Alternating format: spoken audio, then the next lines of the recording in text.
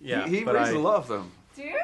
I'm like a real movie geek before all this started. I actually wasn't that into acting when I was younger, but I was really into films, and so it's weird because now work with people like Richard. How old were you when you started acting? 19. Okay, so the basic conceit in this film is that we're so distracted with the Middle East that we forget the threat that Russia poses to the United States, right? So do you think this is something reality in our world, or is this just a good premise for a thriller? I think it's a bit of both. I think it is a good premise, but it's also, I think that the audience, it'd be good to believe that that our governments forget about Russia, but of course they don't. And we've been talking about the fact that, in fact, the week that we were shooting a big scene that I had with Richard, these 6 Russian spies were found living in Ohio or something. Yeah, somewhere in the US.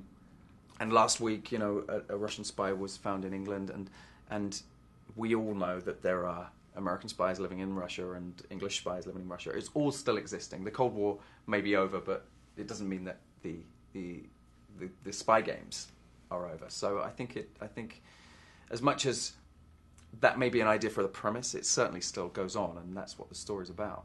And you've talked about that there's sort of like a nostalgia for the certainties of the Cold War. Do you feel like our enemies today are a little more confusing or amorphous, hard to track? Sure. I think there's a nostalgia that I have for the period of time that these movies came out, of the really fertile time from that, which kind of late 70s, early 80s, like No Way Out. We've been talking a lot about 3 Days of the Condor, great movies like that.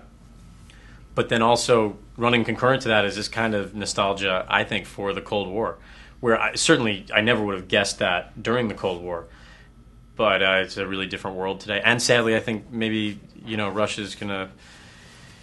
Well, I don't know about Russia, but I think there is always a threat to, on the outside, or we're in this weekend where Gaddafi's just gone down. There's constant threats, left, right, and centre, and so it's the film is about an old time character who's resurfaced, and how his character tries to find him.